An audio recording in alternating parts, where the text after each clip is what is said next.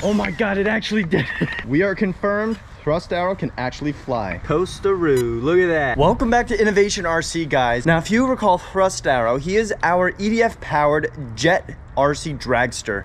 Now, he is completely driven by air, technically, and there's no actual power being put to the wheels. Now, we did drag race a two-wheel drive drag car in the previous video, but what I will say, he wasn't too far off though. But knowing that he's only driven by air, it's pretty damn cool, and it wasn't too far of a race to begin with. But being that it's driven by air and there's nothing really being put to the ground, well, can he fly? We're about to find out today. Now, if that seems interesting, make sure you drop a like and subscribe below, because we're about to do some more crazy stuff like this. Now, without any further ado, let's hop into it.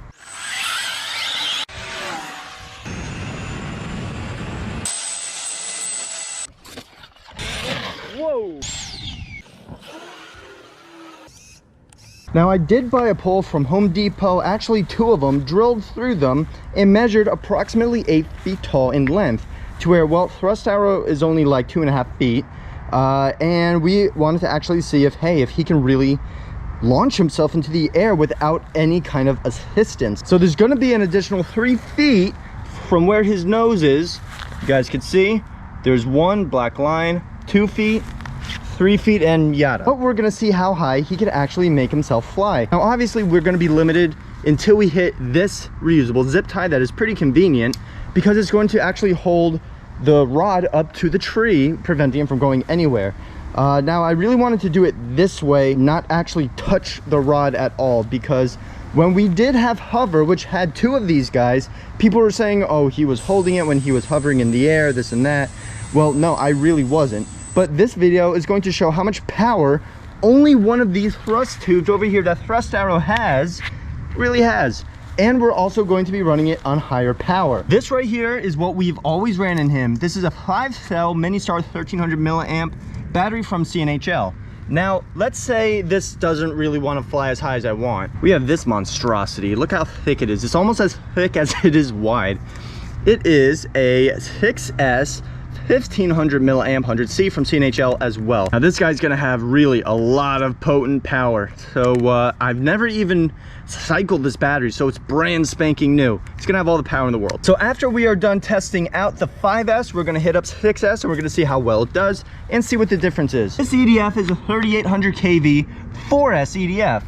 And well, we are running 5S. And to really see how much RPM we're going to get at maximum power, which I've never done before, with 3800 kV running 22.2 volts, and that's pretty much the loaded voltage. After we have voltage drop, it's really 25.2, but we're gonna do 22.2 volts. So 22.2 times 3800, that is gonna be our approximate RPM that our little blade that you see in there is going to be spinning at. So I'm going to be standing back to begin with, which is also another good reason to have a rod. But Thrust Arrow is approximately 4 pounds in total. The majority of the weight is going to be the battery and the motor that's inside the EDF.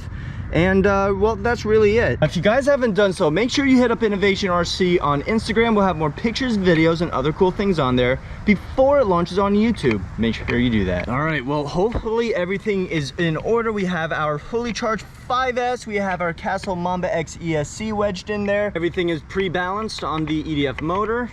Everything is solid. Everything is gonna stay. My fingers are crossed. I'm gonna stand back here because I'm a smart noodle. All right, here we go.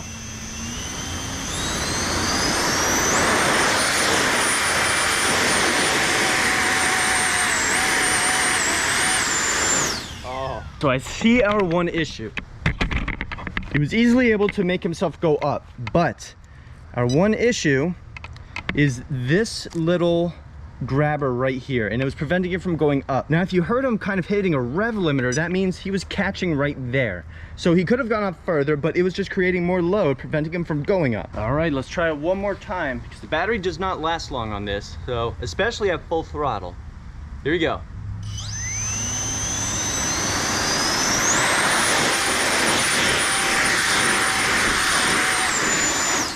That's about it. All right, out with the old, in with the new. Look at this big old 6S. I choose you. This thing barely fits in here, by the way.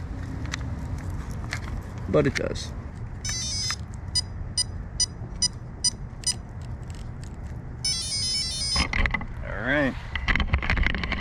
There you go with this fix S. Alrighty, here we go. On fix S. Hopefully everything goes well.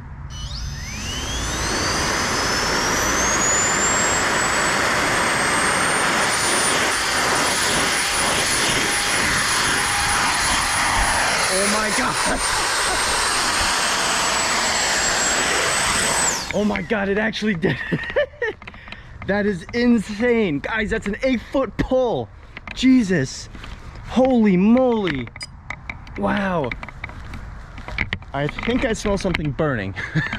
I cannot believe it actually reached all the way up there. That is insane. Wow. And we actually landed it appropriately instead of just, you know, letting go of throttle and bam. It still had the torque and still had the power to land itself nice and smooth, which is very, very cool. I am actually pretty surprised. That is bad to the ass.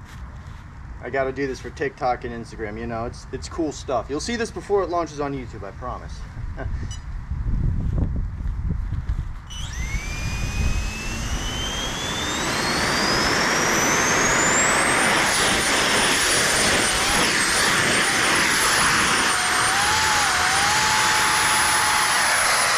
at that. Oh, there you go. That would be the motor that just seized up. Woo.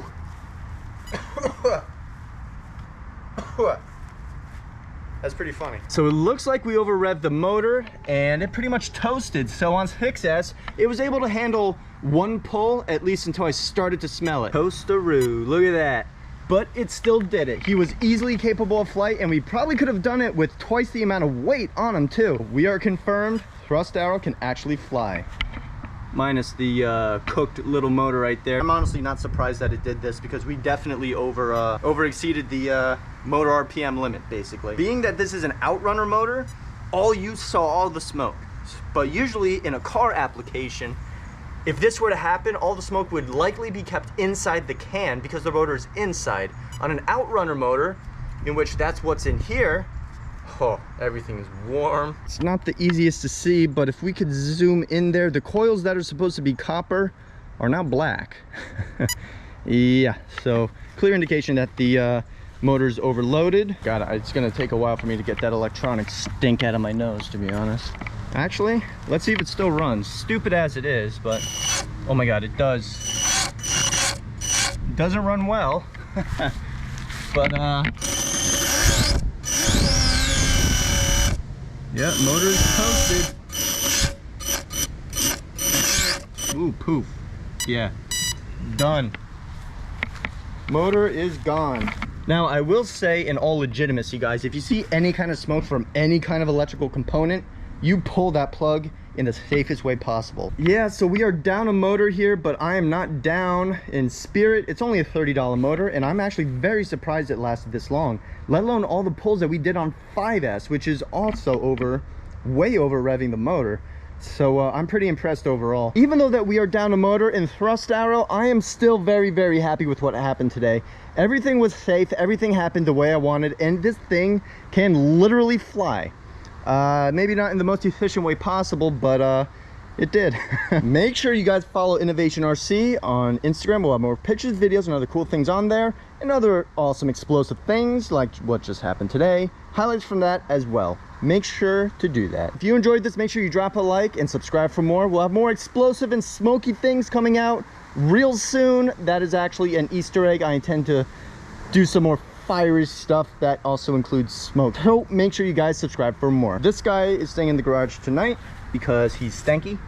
Other than that, hope you guys enjoyed. And as always, make sure you stay safe and have a good one.